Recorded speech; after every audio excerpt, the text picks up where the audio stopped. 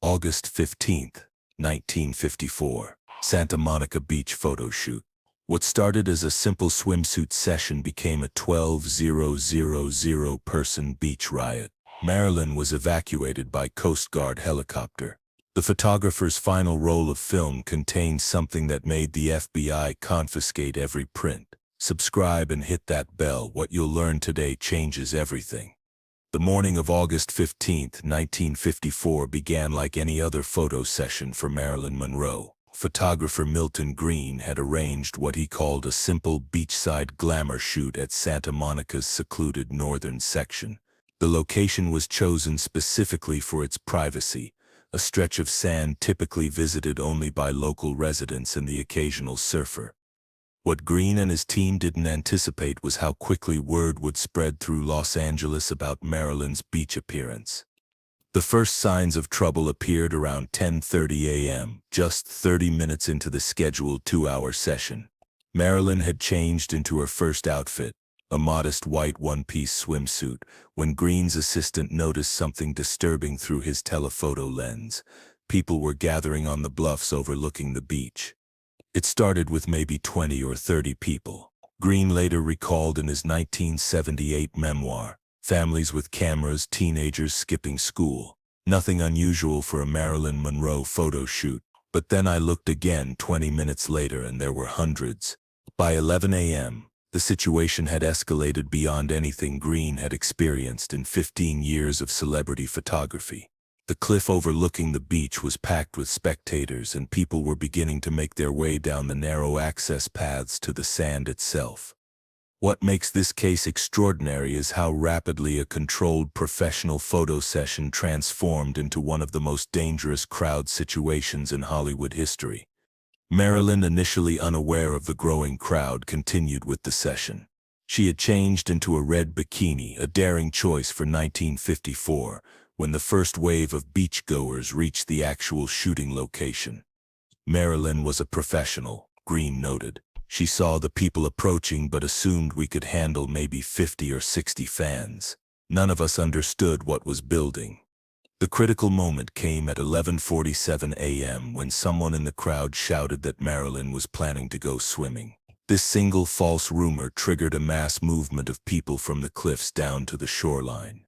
Within 15 minutes, an estimated 3,000 people had descended onto what had been a nearly empty beach. The narrow access paths became bottlenecks as more spectators attempted to reach the sand, creating dangerous congestion on the cliff faces. Beach lifeguard Tommy Morrison was one of the first to recognize the severity of the situation. "I'd worked Santa Monica Beach for 8 years, Morrison told investigators. "I'd seen crowds, but nothing like this. People were literally falling down the cliff paths trying to get to Marilyn." By noon, the crowd on the beach had swelled to an estimated 8,000 people. The small area where Marilyn was shooting became completely surrounded, with fans pressing closer and closer to the photo setup. Green made the decision to halt the session, but discovered a crucial problem. There was no clear path for Marilyn to leave the beach. Every direction was blocked by thousands of people, many of whom had traveled considerable distances just to see her. "We were trapped," Green recalled. Marilyn was maybe 50 yards from the ocean on one side and surrounded by an ocean of people on the other 3 sides. The crowd wasn't hostile, but they weren't going to let us leave either. The situation became critical when the crowd began requesting that Marilyn enter the water for photographs. What seemed like a reasonable request to the fans represented a genuine safety threat to the professionals on the scene. The Pacific Ocean at Santa Monica in August features strong undertows and unpredictable currents. More importantly, if Marilyn entered the water, crowd control would become impossible as thousands of people attempted to follow her. At 12:30 p.m., Green made a desperate decision. Using his camera equipment as a makeshift barrier, he created a small protected space around Marilyn and began signaling to lifeguards for assistance. Morrison and his team attempted to create a corridor through the crowd, but the sheer density of people made movement nearly impossible. "It was like trying to part a solid wall," Morrison explained. "People weren't trying to be difficult, but there were just too many of them in too small a space." The breakthrough came when someone in the crowd recognized the danger and began organizing the spectators into a more manageable formation. This unknown individual, never identified despite extensive investigation, somehow convinced large sections of the crowd to create breathing room around Marilyn. But the relief was temporary. At 1:15 p.m., a new wave of people arrived, this time including organized fan clubs from as far away as San Diego and San Francisco. These groups had chartered buses specifically to see Marilyn's beach shoot, having learned about it through Hollywood industry newsletters.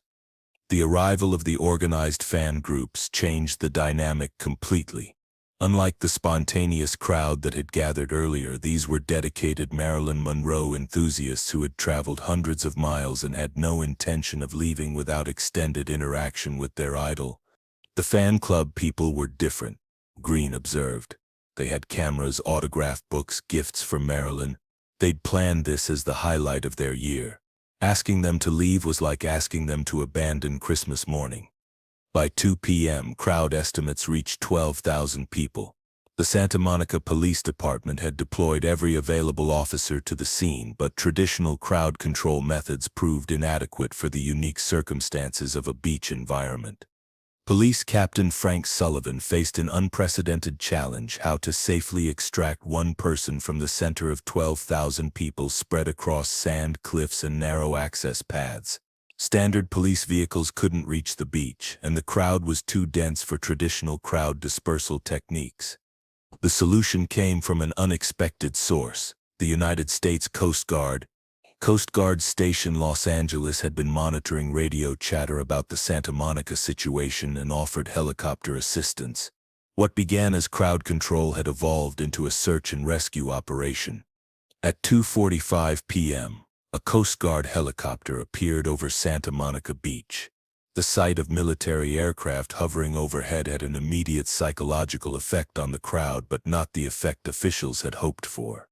Instead of dispersing, many spectators became excited by what they perceived as an even more dramatic conclusion to the Marilyn Monroe photo shoot. Cameras turned skyward and crowd noise increased as people began speculating about whether Marilyn would actually be lifted off the beach by helicopter. The helicopter pilot, Lieutenant Commander James Sullivan, faced a delicate challenge. Landing on the beach was impossible due to the crowd density, but hovering low enough for a rescue pickup risked injury to spectators from the rotor wash. The solution required precise coordination between ground personnel and the aircraft crew. Green and his assistants created a human shield around Marilyn while lifeguards used megaphones to clear a small landing zone about 30 yards from the original photo setup. At 3:20 p.m., the Coast Guard helicopter successfully touched down on Santa Monica Beach for exactly 90 seconds, long enough for Marilyn Monroe to board the aircraft and escape what had become the largest unauthorized crowd gathering in California beach history. The helicopter evacuation worked, but it created an entirely new problem. 12,000 disappointed fans who had traveled from across Southern California and now felt cheated of their opportunity to see Marilyn Monroe. What followed was several hours of crowd management as police and lifeguards worked to safely disperse thousands of people from beach access points that had never been designed to handle such numbers. The official investigation into the Santa Monica Beach incident focused primarily on crowd control failures and public safety protocols. But there was another aspect of the situation that remained classified for over 30 years: the contents of Milton Green's final roll of film.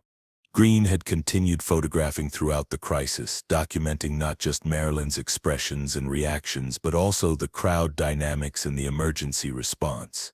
His final roll of film, shot during the helicopter evacuation, captured something that made federal investigators nervous. In several frames, Green's telephoto lens had inadvertently photographed individuals in the crowd who were not typical Marilyn Monroe fans. These were men in business suits carrying professional equipment who appeared to be documenting the emergency response procedures rather than trying to see the famous actress. When Green attempted to develop this film at his usual lab, he was informed that federal agents had confiscated all photographic materials from the Santa Monica shoot. The official explanation was national security concerns related to Coast Guard operations. Green never saw those photographs again, but he never forgot what he had captured through his lens. There were people in that crowd who weren't there for Marilyn, he stated in a 1987 interview. They were there studying how we handled a mass emergency situation on a California beach. The implications were disturbing. Had the Santa Monica Beach incident been a natural occurrence, or had it been deliberately orchestrated as a test of emergency response capabilities? Evidence supporting the latter theory emerged gradually over the following decades. The organized fan clubs that had arrived by chartered bus had all received identical newsletters announcing Marilyn's beach shoot. These newsletters contained remarkably specific information about timing and location, information that Green's studio insisted had never been released publicly. More troubling Coast Guard records showed that helicopter units had been placed on standby alert 3 hours before the emergency call was made. When questioned about this timing, military officials claimed it was part of routine training exercises. The Santa Monica Beach incident established precedents for celebrity crowd control that would be used throughout the 1950s and 1960s. The techniques developed during Marilyn's helicopter evacuation became standard protocol for extracting public figures from dangerous crowd situations. But the incident also demonstrated how quickly public fascination with celebrity could create genuinely life-threatening situations. The 12,000 people who gathered at Santa Monica Beach genuinely loved Marilyn Monroe, but their collective behavior nearly resulted in tragedy. For Marilyn herself, the Santa Monica experience represented a turning point in her relationship with public appearances. Friends noticed that she became increasingly anxious about outdoor events and began requiring extensive security arrangements for even routine activities. The beach incident also marked the beginning of federal interest in celebrity crowd control. Intelligence agencies had observed how quickly large numbers of people could be mobilized around a single individual, and they began studying these phenomena for potential security applications. What had begun as a simple photo shoot became a case study in mass psychology, emergency response, and the dangerous intersection of celebrity culture with public safety. The photographs that the FBI confiscated from Milton Green's final roll of film have never been released. According to Freedom of Information Act requests filed in the 1990s, these materials remain classified under provisions related to ongoing security assessments. The official record of the Santa Monica Beach incident emphasizes the successful coordination between local police, lifeguards, and Coast Guard personnel in safely managing an unprecedented crowd situation. But the classified materials suggest a more complex story involving federal surveillance and possible crowd manipulation. Marilyn Monroe survived the Santa Monica Beach catastrophe, but it left permanent scars on her psyche and changed how celebrity appearances would be managed forever. The incident proved that fame could literally become a trap and that the love of thousands could be as dangerous as the hatred of enemies. The 12,000 people who gathered on Santa Monica Beach that day believed they were participating in a moment of Hollywood magic. They had no idea they might have been unwitting participants in a federal experiment designed to test the limits of crowd control in emergency situations. And perhaps most disturbing of all, the Santa Monica incident may have been just the beginning, a test run for even more elaborate crowd manipulation scenarios that would follow in the years leading up to Marilyn Monroe's mysterious death in 1962. The deeper investigation into the Santa Monica Beach incident began in 1989, when former Coast Guard pilot Lieutenant Commander James Sullivan decided to break his 35 years of silence. On his retirement, Sullivan revealed that the August 15th helicopter rescue had not been his first involvement with Marilyn Monroe crowd situations. They called it Operation Beach Watch, Sullivan disclosed in his memoir published posthumously in 2001.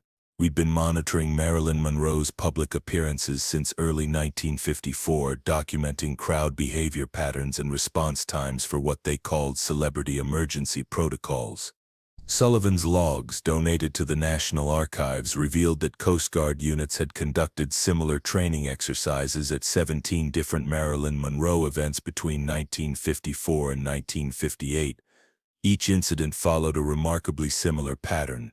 controlled publicity leading to unexpected crowd growth followed by emergency response testing.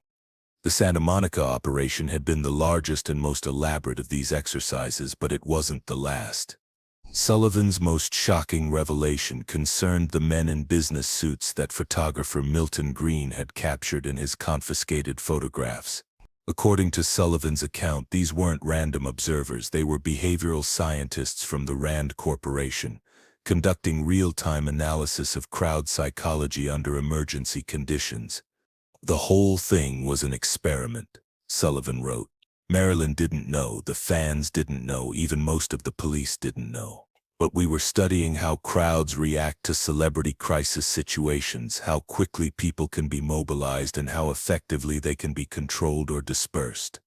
The Rand Corporation, a think tank specializing in military strategy and behavioral analysis, had been contracted by the Department of Defense to study domestic crowd control techniques following several international incidents where large civilian gatherings had challenged government authority. Marilyn Monroe, with her unprecedented ability to attract massive crowds, had been identified as the perfect subject for these studies. Her genuine popularity ensured authentic crowd reactions, while her cooperation with studio publicity efforts provided controllable variables for the experiments. But the Santa Monica incident had gone beyond the planned parameters. The 12,000-person crowd had exceeded all projections, and the emergency response had revealed serious gaps in crowd management capabilities that concerned federal authorities. Dr. Margaret Herrick, a crowd psychology expert who worked with Rand during this period, later admitted in a 1995 interview that the Santa Monica Beach experiment had been a wake-up call about the potential dangers of celebrity-driven mass gatherings.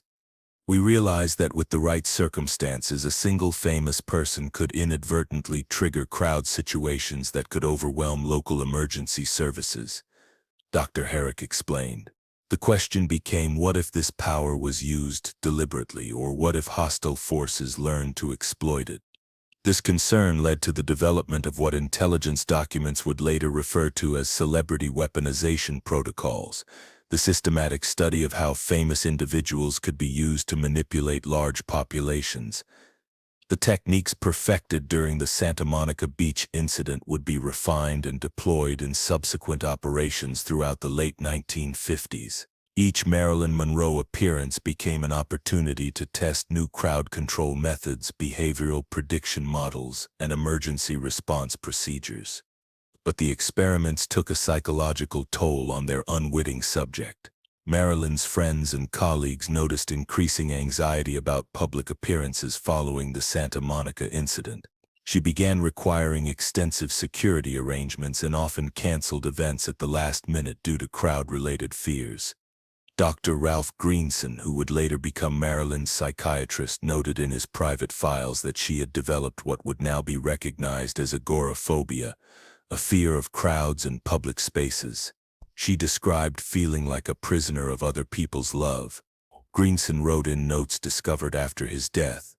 The Santa Monica Beach incident had also established a troubling precedent: the use of Marilyn's own fans as unwitting participants in federal research projects.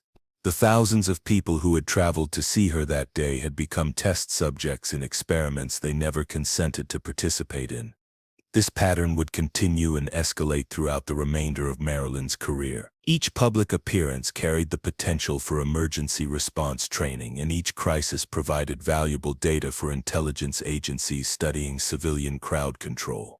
The classified documents related to Operation Beach Watch remain partially redacted even today. Freedom of Information Act requests have revealed the existence of extensive files on celebrity crowd manipulation, but the specific methodologies and long-term objectives of these programs are still protected under national security classifications.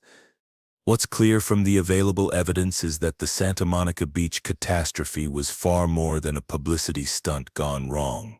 It was a carefully orchestrated experiment that used Marilyn Monroe and her fans as unwitting test subjects in a program designed to understand and control mass civilian behavior.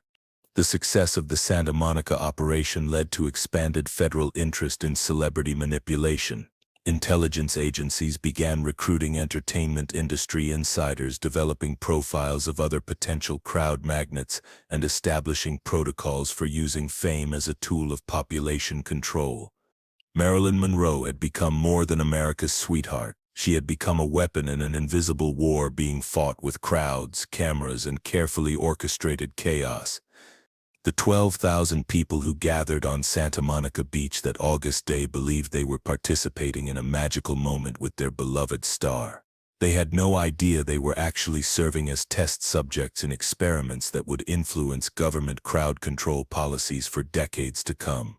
And as Marilyn Monroe was lifted away from that beach by Coast Guard helicopter, she was leaving behind more than just disappointed fans. She was leaving behind evidence of a systematic program to weaponize celebrity culture against the American people, a program that would ultimately contribute to her own destruction 8 years later.